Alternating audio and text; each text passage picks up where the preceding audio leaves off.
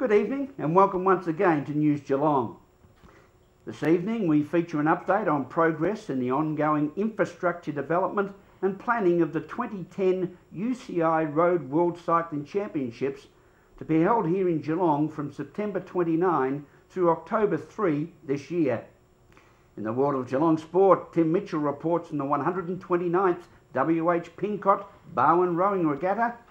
And from the topsy-turvy weather world, Lani Salathiel will bring us all the latest news on Geelong's warm conditions. For the first time in the history of the coveted UCI World Cycling Championships, they will be held in the Southern Hemisphere, right here in our great city of Geelong, as Erin Pearson reports on the latest of updates. Tour de France and Olympic champions will take to our streets this September-October with the UCI 2010 World Championships bound for our hometown. With an estimated 300,000 people set to descend on Geelong, Mayor John Mitchell talks to News Geelong about the pros and cons of having so many eyes watching our streets. Councillor Mitchell, the UCI World Championships are due to hit Geelong later this year. How exciting is it for the town? Oh, look, it's massively exciting, Erin. It's the biggest event that we'll ever see. It's basically like, I suppose, bringing the Olympic Games to Geelong. Cycling has a massive following, and it's renowned as probably the second best cycling race in the world, behind the Tour de France, and some would even argue that it's probably equal to the Tour de France. But it's a team event. It gives cyclists an opportunity to cycle for their country.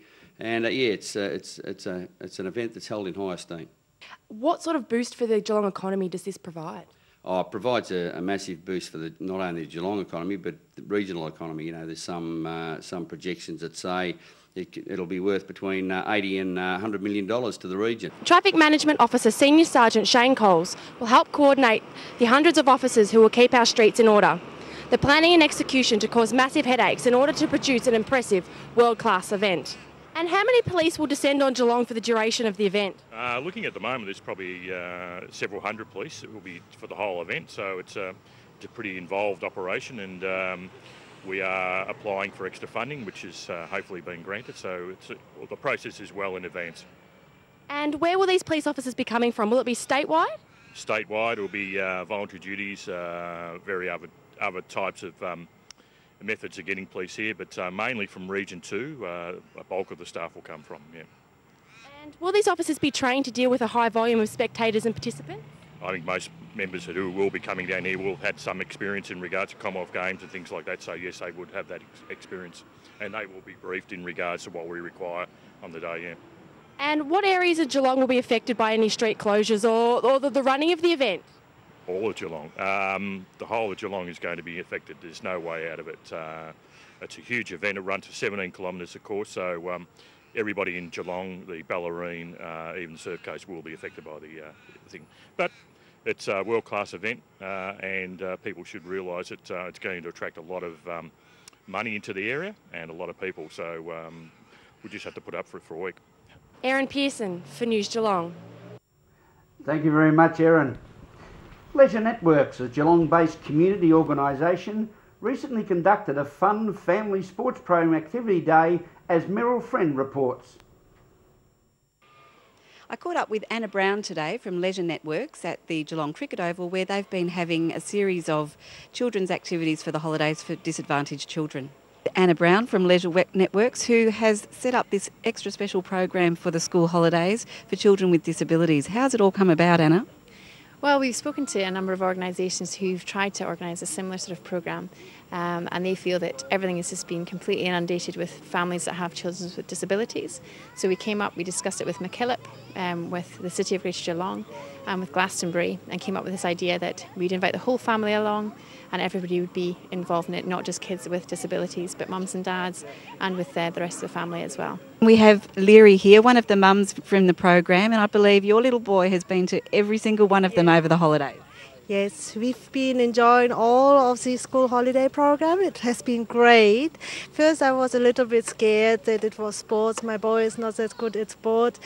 But the environment is so friendly, so warm, so supportive. It has been so great. My children enjoyed it so much, and I've been enjoying it because I've met a lot of other parents in the same situation, and the environment is just great. I'm Meryl Friend for News Geelong. Thank you, Meryl. A lot of fun before returning to school this week.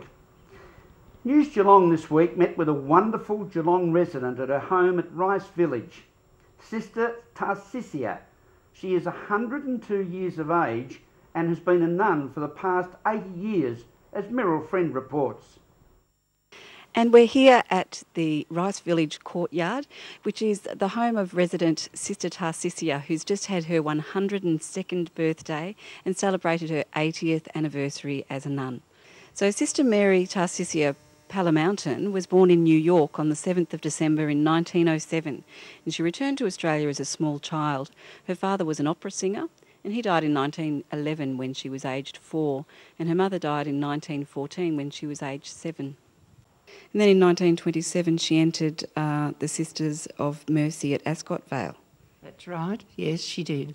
And she was there, and while she was at Bendigo, as a child, she did wonderful music studies and is a very competent music teacher.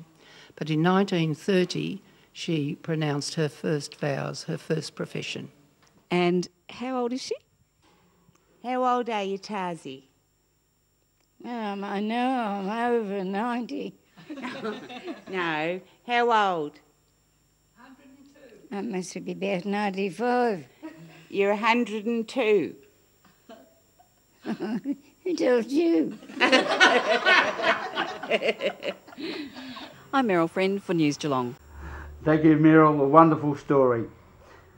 Well-known and respected horse racing identity George Hanlon died at Leopold Nursing Home at the age of 92 this past week. George made his home in Geelong in 1985, and leading Geelong racing rider Dennis Craven, we call him the Trackmaster, spoke with Meryl Friend about the great George Hanlon. The Geelong horse racing fraternity farewelled one of their own this week with the passing of the icon George Maxwell Hanlon on January the 28th. He was a horse trainer, 3-time Melbourne Cup winner, father, grandfather and great-grandfather. He was 92 years of age. And we're joined by Dennis Craven from the Geelong Advertiser. Now, Dennis, you did know George Hanlon quite well over the years. Yes, I did. I first met him probably in the 1970s. And he was a simple man, George, very passionate about his horses, and a hard man to work for because he was a perfectionist.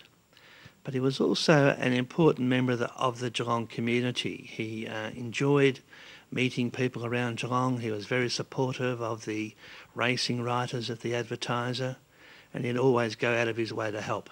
I'm Meryl Friend for News Geelong. Thanks to Meryl and also to Dennis Craven. As we go to a break on News Geelong, we'll be back with more after this.